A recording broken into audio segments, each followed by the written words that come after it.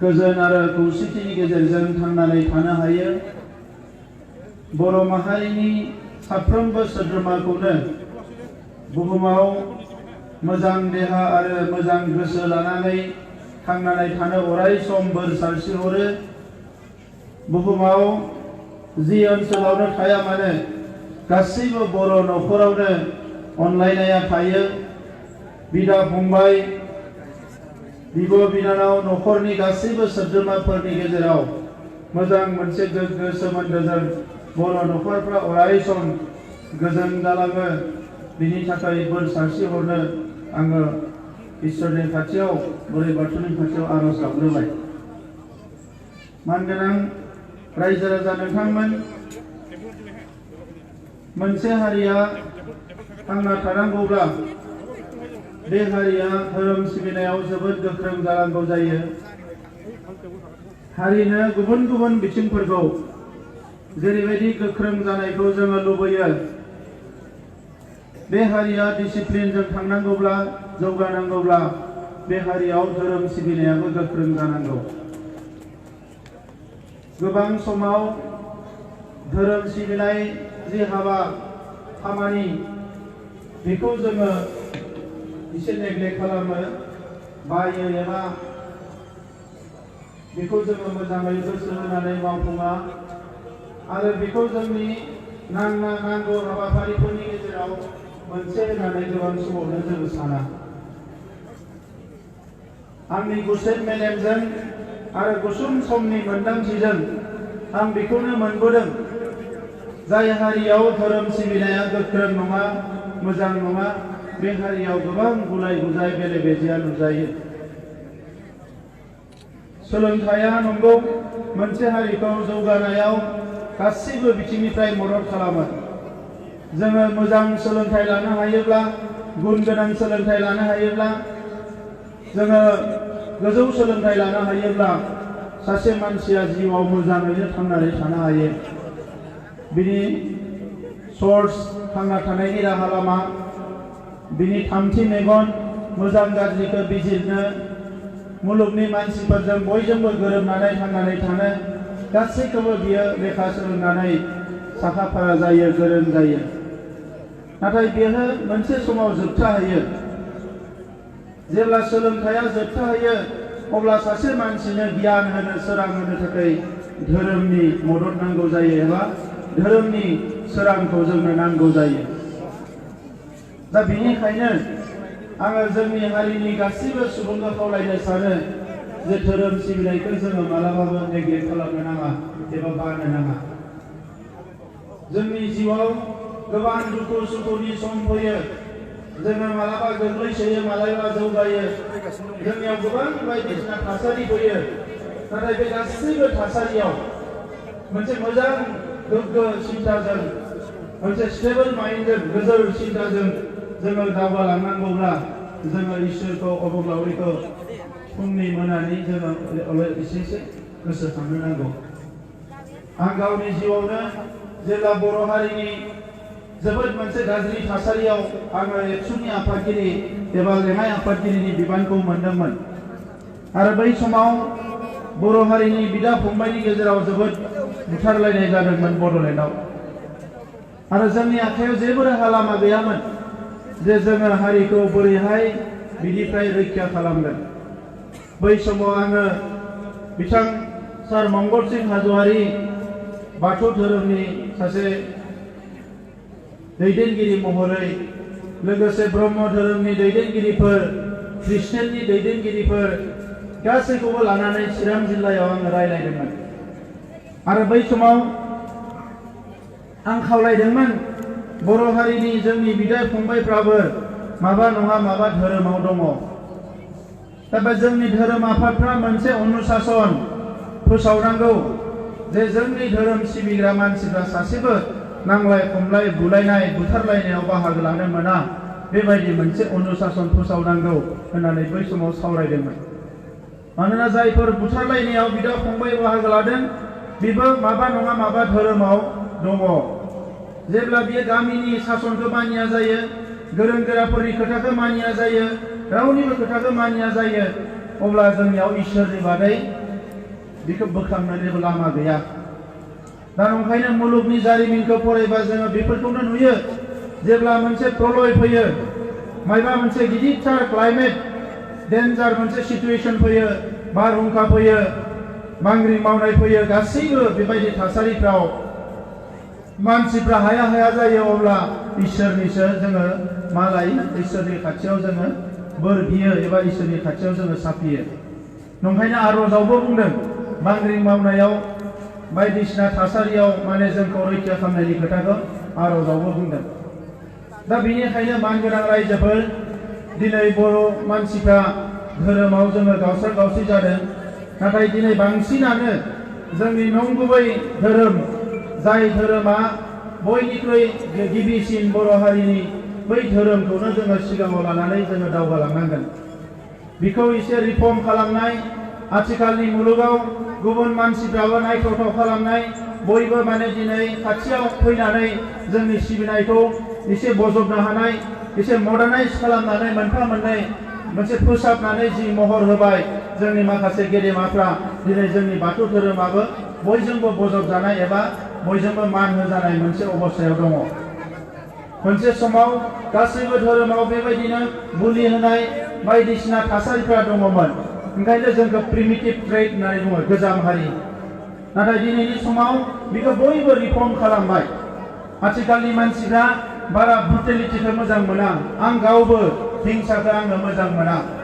आङो न'खराव जि न'खराव जोनोम जादोंमोन, बेनो जानो हागौ गोबां हिंसा आंनि न'खरावबो जायोमोन, जेखौ डमेस्टिक भायलेन्स होननानै बुङो। आरो बै समनिफ्रायनो आङो हिंसाखौ जोबोद गियो, मानोना हिंसाया डिस्ट्राक्शन लाबोयो, धंस लाबोयो।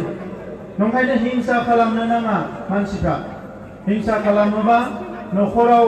जेला बिसि फिसा बुलायलायो, वाइफ एन्ड हाजबेन्ड, अब्ला गथ'फ्रा राहा लामा गैया जायो। सानजा थांगोन ना खोला थांगोन, बिमाजों थांगोन ना बिफाजों थांगोन। न'खराव बिदा फंबाय नांलायलायोबा गासै न'खरावनो असान्ति जायो। दा नंखायनो हिंसाया जि रोखोमनि हिंसायानो जाया मानो, बियो सासे मानसिनि जिउआव, मोनसे न'खराव एबा मोनसे समाजाव बियो जोबस्रांनायसो लाबोयो। बियो मालाबाबो जौगानाय लाबोनो हाया। आरो बेनिखायनो जोङो दिनै धोरोम सिबिनायनि गेजेरजोंनो जोंनि गोसोखौ गोथार खालामनांगोन। जोंनि गोसोआ जेब्ला गोथार जायो, दै बायदि गोजों जायो, अब्ला जों जायखि जाया खामानिखौनो मावनो हायो। जेब्ला जोंनि गोसोआ गुबुंले जायो, जोंनि मेलेमाव नाङै नाङै बाथ्राफोरखौ सोनानै लायो, अब्ला जोङो मोजां खामानिखौ मालाबाबो साननो हाया। दा नंखायनो दिनै जोंहा लाइमोनफोरखौ लानानै साननांगौ जादों। आङो बिमा बिफा, जोंनि गार्जेनफोरखौ खावलायनो सानो, गोबां समाव जोङो अननानैनो जा एबा माबा मोनसे सानफ्लांनानैनो जा, जोंनि आसार खान्थि बायदिसिना धोरोम सिबिनायफ्राव जोङो उन्दैफोरखौ लाफानो नागिरा। आथिखालाव एसे सोलायफिनबाय, गेजेर ससेयाव गैसिनथारामोन। जोंनि बर' बिमा बिफाया गथ'आ क्लास 10, 8, 9, 10 मोनोबा गावनि फिसा हौवाखौ माहाजोनसो होना लिङोमोन माखासेया। माहाजोन माने बेखौ जेरावबो माने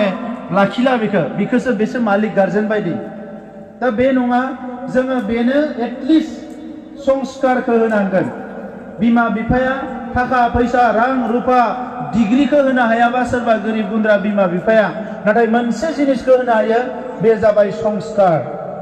संस्कारखौ होनो हाथारो, आदर्शखौ होनो हाथारो। दा नैबेखौ खालामनांगौब्ला बिमा बिफायाबो आदर्श गोनां जानांगोन। सासे जौ फाग्ला बिफाया गावनि गथ'खौ मोजां खालामनो हागोन होननानै आं बारा साना, थाखा फैसा दङब्लाबो।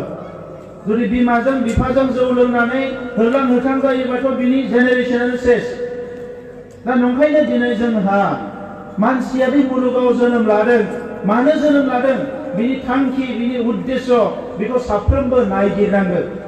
गिदिर मानसियाल' नायगिरनांगौ, लेखा गोरोंआल' नायगिरनांगौ, बिदि नङा। मुलुगाव जोनोम जानाय साफ्रोमबो मानसियानो आं मानो मुलुगाव जोनोम जादों, आंखौ इसोरा अबंलावरिया मानो जोनोम होदों, आंनि बिबाना मा, बेखौ बयबो नायगिरनांगौ। अब्लानिया बैखौ नायगिरनो थांनायावनो जिउनि मिनिंखौ, जिउनि ओंथिखौ जोङो नायगिरनानै मोनगोन।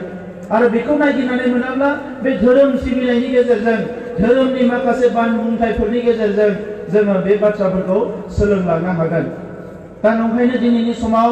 बाथौ धोरोमखौ जोङो मुलुगनि दरबाराव गायसननो थाखाय जों साफ्रोमबो साखाफारा जानांगोन आरो बिनिखायनो मोननै एकट जालांबाय बाथौ धोरोमनि सायाव जेबो बेवहाय मख'नाय गैयामोन नाथाय 27 जानुवारियाव जेला जों एकट खालामबाय अब्ला जोङो मोनसे बाथौसालि होननानै एकटआवनो सोदों सिगांनि मानसिफ्रा गियोमोन बेखौ बुंनो धोरोमनि बाथ्रा बुंनो गियोमोन आं जेला एबसुनि आफादगिरि जाजेनो बे समाव आङो गोबां लिडारफोरजों सावरायदोंमोन जे धोरोम आफादफोरजोंबो रायलायनांगोन होननानै अब्ला जोंनि लिडारफ्रा बिराद गियोमोन धोरोम आफादजों रायलायोबा मोनसेजों रायलायोबा मोनसे गाज्रि मोनगोन मोनसेजों रायलायोबा मोनसे गाज्रि मोनगोन अब्ला आङो बुंदोंमोन जों गासैजोंबो रायलायगोन मानो गाज्रि मोनो बिदा फंबाय जि धोरोमावनो थाया मानो सोरबाया दिनै जोंखौ गाज्रि मोननानै गुबुन धोरोम लानो गाबोन बे जोंनि धोरोमावनो फैफिनगोन गावनि नंगुबै धोरोम गावनि नंगुबै बिमा रावनिख्रुइ गिदिरसिन जेबो जानो हाया गावनि हारिमुनिख्रुइ गिदिरसिन जेबो जानो हाया गावनि राव थुनलाइनिख्रुइ गिदिरसिन जेबो जानो हाया गावखौ नेग्लेक्ट खालामनाया मोजां बाथ्रा नङा दिनै जोंहा मंगल सिंह हाज'वारि सारा मोनसेनि उनाव मोनसे बान्था मोनदों साहित्य एकाडेमि पद्मश्री इंलिश लिटारेचार लिरनानै नङा बर' थुनलाइ सोरजिनानैनो बाथौ धोरोम सोरजिनानैनो दिनै बाथौ धोरोम सिबिनानै बाथौ धोरोमनि खामानि मावनानै बर' समाजनि खामानि मावनानैनो बिथाङा पद्मश्री बान्था मोनदों बिथाङा आमेरिकान ससाइटिनि खामानि मावना मोनाखै अब्ला जों गावनिखौ मानो नेग्लेक्ट खालामनांगोन गावनिखौ मानो सिङाव साननांगोन जोङो मालाबाबो साननो नाङा दा ओंखायनो आङो बयखौबो रायजो राजाफोरखौ खावलायदों जोङो बे धोरोम आफादखौ गोख्रों खालामनांगोन आरो बे गावस्रा गावस्रिखौ जोङो लासैनो फोजोबनांगोन धोरोमाव गावस्रा गावस्रि जादों बेखौ जोङो लासैनो फोजोबनांगोन जोङो मोनसे खालामनांगोन बेखौ जों मोनसे खालामनो हाबासो जोंनि गासैबो थांखिफोरखौ मोनसेनि उनाव मोनसे जों जाफुंसार जाहोनो हागोन आरो जोंनि जिउनि थांखिया बेनो बड'फा उपेन्द्रनाथ ब्रह्मआ बुंलांदोंमोन बुहुमनि बर'खौ खौसे खालामनानै मोनसे गेदेमा हारि दानांगौ जोङो दिनै संख्रि बानलुनि नांलायनाय बिदा फंबायनि गेजेराव माने इग' लालायलायनानै आंसो गिदिर नोंसो गिदिर होनना सानलायलायनानै बे नांलाय खमलाय खालामनायावनो बेस्थ' जानानै थाबाय जोंहा जे माने अख्रांखौ दांहैनांगौमोन बड'फाया जे मोनसे बिबान होदोंमोन साफ्रोमबो बर' फिसाया जे गेरेमसा जानांगौमोन जोंनि फरायसालि जोंनि थानसालि गासैबो साबना हामना जानांगौमोन जोंनि साफ्रोमबो बर' सुबुङा बर' फिसाया दिनै लोंखा राखा आदर्शबान जानांगौमोन बै बिथिङाव खामानि मावनायाव जोंहा थालांबाय दा नंखायनो नै समाव रायजोफोर आङो दिनै राजखान्थियाव फैनाया आंनि जिउनि थांखि नङामोन दाबो आङो राजखान्थियाव फैदोंब्लाबो हारिनि जेंनाफोरखौ नुनानै हारियाव गोबां खामानि मावनांगौ बे एजेन्डाफोरखौ आङो मिथिनानै बुजिनानै राजखान्थिखौ आं मालाबाबो आंनि बिखा बिखुआव सोनो नागिराखै मोनसे गोनांथार खामानि मावनांगौ जानायावसो आङो दिनै राजखान्थियाव फैदों दा बे थांनाय गोलाव समाव मोनसे समाव बिएलटिनि जोंहा बिदा फंबायफ्रा हाथियार दैनानै सोमावसारबाय बिनि उनाव एखे समावनो एनडिबिनिबो सोमावसारबाय 5,000निख्रुइ बांसिन मानसि थैबाय दिनै बिनि उनाव मोनसे सुक्ति जाबाय एकट जाबाय एकटआ जाय मोनथाम जाबाय बिएससि एकटआबो जोंनि थाखाय गोनांमोन बिटिसि एकटआबो गोनांमोन दिनै बिटिआर एकट जाबाय आरो बिटिआर एकटआव गोबां गोदान डेभेलपमेन्ट फैबाय आसामनि बे आसाम हादोरसायाव जेराव जोङो हाग्रा एवस्रांजेनदोंमोन जिसु ख्रिस्टआ जोनोम जानायनि 4,000 बोसोर सिगाङावनो आगान होजेनदोंमोन बै सुबुंफ्रा दिनै आसामनि राजखान्थि मोनथायनिफ्राय गोजानाव थालांदोंमोन नाथाय दिनै गोबाव समजोंब्लाबो आसाम गभर्नमेन्ट भारत गभर्नमेन्टआ रिकगनाइसन होनो गोनां जाबाय मोनसे समाव बड'फाया आलादा रायजो बिदोंमोन खोलाहानि थाखाय नीलाचल बिदोंमोन कार्बि आंलंनि बर'फोरनि थाखाय एसटि हिल्स बिदोंमोन आरो दिनै बे मोनफा मोनफा जालांगासिनो दङ नीलाचलआ जायासै नाथाय बर' कसारि वेलफेयार काउन्सिल दानानै होनो गोनां जाबाय मोनसेनि उनाव मोनसे एचिभमेन्ट फैगासिनो दङ दा थाङै जोबथा मोनसेल' एजेन्डासै बे जाबाय कार्बि आंलंनि बर'फ्रा हिल स्टेटास जानांगौ बे जोबथा एजेन्डा सिंगल एजेन्डासै दायो मावनो गोनां आलादा रायजोनि थाखाय मावनो सम दङ नाथाय दा नैबे समाव सिंगल एजेन्डासै मैया साननै सिगाङाव आसामनि केबिनेटआव मोनसे थांखि लादों दायो बे हिल्स आरो गाहाय बे गैया खालामनानै गासिबो शिक्षितखौ लानानै मोनसे आसामाव डिपार्टमेन्ट मोनसे मिनिस्ट्रि दानाय जादों समान खालामनानै होनाय जाबाय आरो बिनि थाखाय जोङो सिङाव माखासे खामानि मावदोंमोन गोजौ गाहाय खालामनानै माखासे मानसिया डिप्राइभ जानो गोनां जायो ओंखायनो समान जानांगौ होननानै जोङो बेखौ खामानि मावबाय थादोंमोन आरो दिनै बियो समान जाबाय दा दिनै जिखिनि थालांनाय हाजोआरि ट्राइबेल मोननांगौनि हाबाफारि सिंगल एजेन्डाखौ लानानै जों खामानि मावनो सानदों आङो बावैसो भारतनि नखर मन्थ्रिया फैनायाव बिथांनो खोथाखौ फोरमायदों आरो नैबे फेब्रुवारि दानावनो थांनानै खेबसे सिंगल एजेन्डा मोनसेल' खोथा लानानै भारतनि प्राइम मिनिस्टार आरो हम मिनिस्टारजों रायज्लायनो थांखि लानाय जादों आरो आं आसा फारिदों बे खामानिखौ मोजाङैनो मावफुंनो हागोन बे खामानिखौ जोङो मोजाङैनो मावफुंनो हागोन दा मानगोनां रायजोफोर जोंनि सुथुरा जेसेबां गोख्रों जाया मानो जोंनि साननाय हनाया जुदि गोख्रोंब्ला जोङो सानसे नङा सानसे बेखौ फेजेननो हागोन सुथुरा गोख्रोङानो जाखागोन सुथुरा मालाबाबो गुरै जाया नोंथांमोना सानना लानाङा जे सुथुरा मालाबा गुरै जागोन होननानै सुथुर होनना बुंनाय लोगो लोगो बे मालाबाबो गुरै जाया बे अराय सम गोरायानो जायो नाथाय सुथुरखौ फेजेननांगौब्ला नोंथांनि साननाय हनाय गोसो गोरबोनि फोथायनायाबो सुथुरनिफ्राय डाबल गोख्रों जानांगोन अब्ला नोङो सानसे जाफुंसार जागोन आरो आसामाव बर' हारिनि जारिमिना बेखौनो बुङो जे सुथुरा जोंखौ दबथायनो नागिरदोंमोन बेसेबांबा खास्रि बिस्रि गावथारबाय बुथारबाय बेनि उनावबो दिनै जोङो दावगालांगासिनो दङ दा मानगोनां रायजोफोर बिटिआर गोरोबथाया बे बड'लेण्ड ओनसोलनि थाखायल' लाबोना होफैदों नङा सारा आसामनि थाखाय माखासे एचिभमेन्ट लाबोदों बर' बिजोंनि फरायसालिफ्रा दिनै सारा आसामावनो प्रभिन्सियेलाइज जानांगौ होननानै मोनसे बेवहाय 6.3 आव लिरनाय दङ आरो बेखौनो लानानै गभर्नमेन्टखौ जों दा नारसिनबाय थादों जेराव जेराव बर' बिजोंनि भेन्सार स्कुल दङ गासिबो प्रभिन्सियेलाइज जानांगौ होननानै जोङो गभर्नमेन्टखौ नारसिनबाय थादों आरो गभर्नमेन्टआ थाबैनो बे खामानिखौ मावफुंनानै होनांगोन दा कार्बि आंलं जिल्लायाव थांनाय 40 बोसोर 50 बोसोरनि सोमावसारनाय जारिमिनाव कार्बि आंलं जिल्लाया मालाबाबो फासयनानै थायाखै दा बेनिखायनो कार्बि आंलं आइ आफा रायजो राजाफ्रा मालाबाबो साननाङा जे कार्बि आंलंआ हारसिं सारा आसाम सारा भारतनि बर' फिसाफ्रा कार्बि आंलंनि रायजो राजाजों अराय सम दंफायो आरो बे जेंनाखौ सुस्रांनो थाखाय अराय सम हाबा मावलांबाय थागोन बेखौ जाहाथे रावबो गोनो गोथो साना बिटिआर गोरोबथा जानायनि उनाव एनडिपिनि सेंग्राफोरखौ जेलनिफ्राय बरननांगोन केस बोखारनांगोन रिहेबिलिटेसन होनांगोन बे हाबाफारिफ्रा सोलिगासिनो दङ दा नैबे समाव जोङो बेखौनो हास्थायदों जे दुलाराय बर' फरायसा आफादा मोनसे गिलिर बिबान दङ हारिखौ लानानै 1967 मायथाइयाव जोनोम जानायनिफ्राय दुलाराय बर' फरायसा आफादा मेंनाय गैयाजासे बानाय गैयाजासे कन्टिनिउ हारिनि थाखाय खामानि मावबोदों सोरबा आफादा फैदों आरो थांदों मोनसे समाव सोरबा आफादनि एजेन्डाया जोबफैयो लोगो लोगो आफादा गैया जायो नाथाय दुलाराय बर' फरायसा आफादा जोबनो गैया बे थांबाय थागोन आरो नैबे समावबो दुलाराय बर' फरायसा आफादनि मावनांगौआ जोबोद गोनांनिफ्राय गोनां जादों बेनिखायनो आं कार्बि आंलं जिल्लानि आथिखालनि दुलाराय बर' फरायसा आफादनि दैदेनगिरि बिथांमोनखौ खावलायदों बर'नि माहारि आफादफोरखौ जयै लानानै दावगालांनांगौ आरो कार्बि आंलंआव रायजो जानाय बर' फिसाफोरनि मोजांनि थाखाय जौगानांगौनि थाखाय रैखाथिनि थाखाय सोरगिदिं गासैबो जोंनि जि जेंनाफोर बेखौ बोस्रांनांगौनि थाखाय जिल्ला एबसुआ गोख्रों मोनसे हाबाफारि लानांगौ आरो आइ आफा रायजो राजाखौ लानानै खामानि मावनांगौ नैबे समाव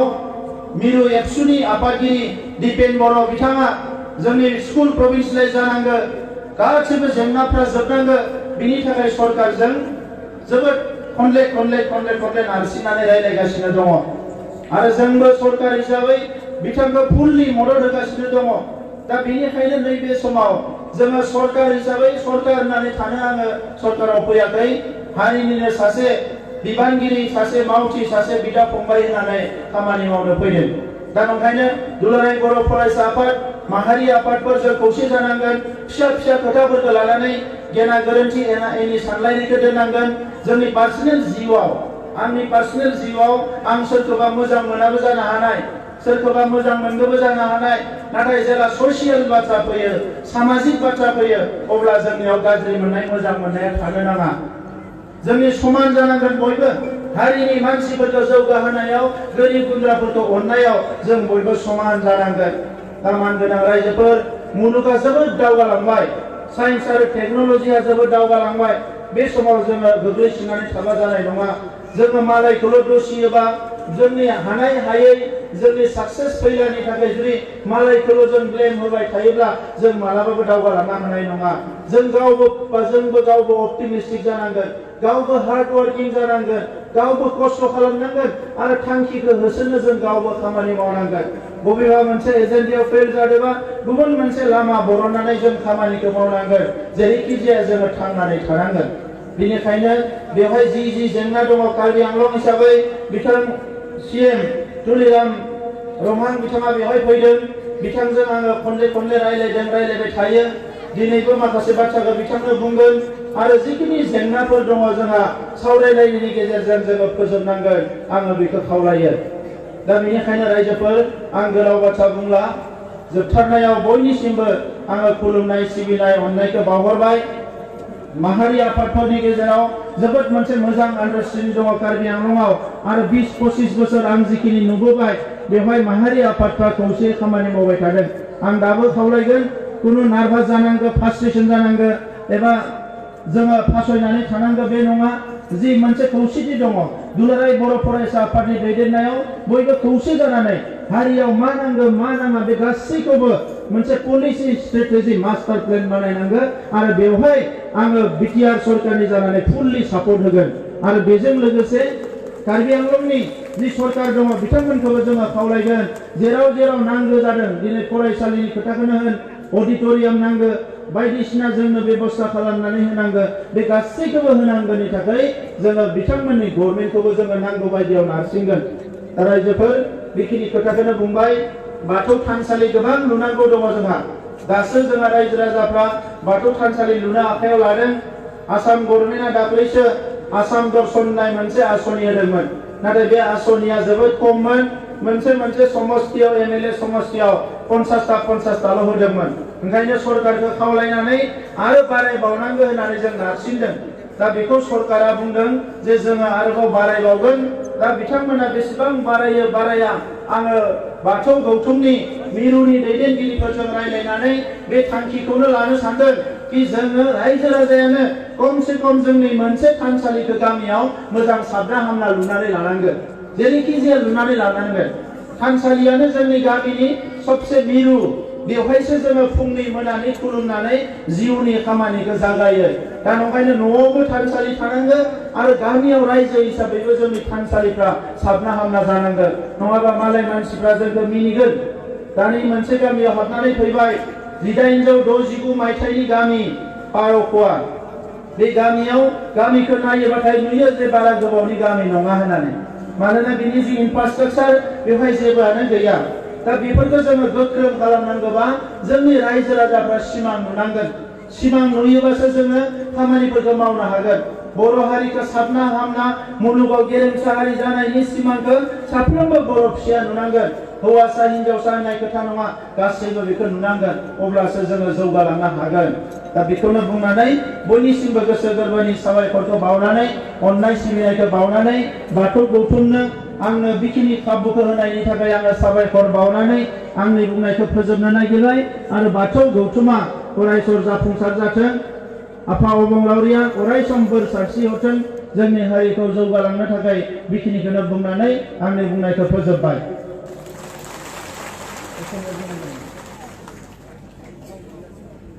মই বড়ো ভাষাতে কৈ ভাষণটো ফিনিশ কৰিলো ইয়াত বিভিন্ন জনগোষ্ঠী ৰাইজ আছে চমুকে মই দুটামান কথাহে ক'ব বিচাৰিছো বাথৌ ধৰ্ম আমাৰ সকলোতকৈ পুৰণি এটা ধৰ্ম আৰু সেই ধৰ্ম আজি ৰিফৰ্ম কৰা হ'ল সংস্কাৰ কৰা হ'ল এটা নতুন এটা ৰূপ দিয়া হ'ল এইটো মানে সবচে প্ৰিমিটিভ ধৰ্ম যিও কেন্দ্ৰ কৰি বড়োসকলৰ ৰীতি নীতি সংস্কৃতি আৰম্ভ হৈছে আজি বড়োসকলৰ খেৰাই বড়োসকলৰ বিভিন্ন সংস্কৃতি ইয়াৰ উৎপত্তি হৈছে বাথৌ ধৰ্মৰ পৰা আৰু এই বাথৌ ধৰ্মটো আজি বাথৌ গৌথুম নামৰ সংগঠনে উদ্যোগ লৈ পেলাই বিশ্বৰ দৰবাৰত প্ৰতিষ্ঠা কৰাৰ কাৰণে কাম কৰি আছে মই তেখেতসকলক ধন্যবাদ জনাইছো শলাগ লৈছো আজি আমাৰ বড়ো সমাজত যথেষ্ট সংস্কাৰ আহিছে ভাল এটা পৰিৱেশ আহিছে। এটা সময়ত মদ ভাং বিভিন্ন পৰিস্থিতি আমাৰ মাজত চলি আছিলে, প্ৰচলন আছিলে, ডমেষ্টিক ভাইলেন্স হৈ আছিলে, বহুত বিভিন্ন পৰিস্থিতি আমাৰ মাজত আছিলে। কিন্তু যেতিয়া ধৰ্ম সংস্কাৰ হ'ল,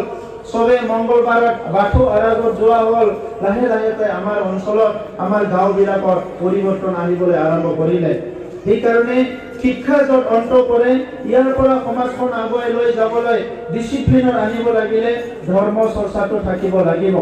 ধৰ্মটো বাদ দি পেলাই সমাজ সংস্কাৰৰ কামটো সম্পন্ন নহ'ব। সেইকাৰণে আমি আজি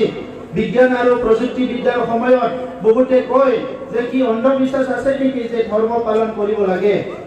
ধৰ্মটো অন্ধবিশ্বাস নহয়। যি সময়ত আজিৰ নিচিনাকে স্কুল কলেজ জন্ম পোৱা নাছিলে, সেই সময়ৰ পৰাই আজি ধৰ্ম প্ৰচলন চলি আছিলে আৰু ধৰ্মৰ দ্বাৰাই মানুহৰ সমাজ সংস্কাৰ কৰাটো আৰম্ভ কৰিছিলে। আৰু সেইকাৰণে আজি আমি এই ধৰ্মৰ যিটো কাম কাজ, ইয়াক নিজৰ নিজৰ বিলিভাৰবিলাক সহযোগ কৰিব লাগিব। আমি সেইটো বিচাৰো। তো সেইকাৰণে এনেকুৱা এটা পৰিৱেশ আমি পাবলৈ সক্ষম হৈছোঁ। এই পৰিৱেশত আমি সকলো জাতি জনগোষ্ঠী একত্ৰিত হৈ এটা জনগোষ্ঠী আনটো জনগোষ্ঠীৰ ধৰ্মটো আমি সন্মান দিব লাগিব। এটা জনগোষ্ঠী আনটো জনগোষ্ঠীৰ ধৰ্মৰ প্ৰতি এটা শ্ৰদ্ধা কৰিব লাগিব। আৰু তেতিয়াহে আমাৰ সকলো ধৰ্মবিলাক ভালদৰে চলিব। সেইকাৰণে শ্ৰদ্ধা ৰাইজ, মই বিশেষ ক'ব বিচৰা নাই। আজি কাৰ্বি আংলং জিলাৰ বড়োসকলে নিজৰ বাথৌ ধৰ্মক লৈ পেলাই সুন্দৰকে এটা জীৱন যাপন কৰি আছে। ইয়াত আপোনালোকে সহযোগ কৰিছে, সকলো সমৰ্থন কৰিছে আৰু এনেকুৱাই আমাৰ যিটো জাতীয় জীৱনৰ সৌন্দৰ্য আৰু ঐক্যতা বাঢ়ি যাব আৰু সেইটো আমি সদায় ৰাখিব লাগিব। ৰাজনীতিটো আজি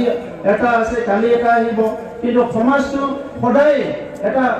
ভাল এটা সুস্থ এটা সমাজ গঢ়িবৰ কাৰণে ধৰ্ম প্ৰচলন, ধৰ্মৰ আলোচনাবিলাক আনিব লাগিব। তেতিয়াহে আমাৰ মাজত সংস্কাৰ আহিব। নৱ প্ৰজন্মক আমাৰ এণ্টি ছ'চিয়েল কিছুমান কাম কাজৰ পৰা, যিবিলাক সমাজ বিৰোধী কিছুমান আজি পৰিৱেশ আছে, ইয়াৰ পৰা দূৰ কৰিব লাগিলে আমাৰ ধৰ্ম প্ৰচলনটো কণ্টিনিউ হ'ব লাগিব। সদুশেষত কাৰ্বি আংলংবাসী আমাৰ সকলো জাতি জনগোষ্ঠীলৈ মই শ্ৰদ্ধা আৰু সন্মান জনাই মোৰ বক্তব্য সামৰিছোঁ। ধন্যবাদ।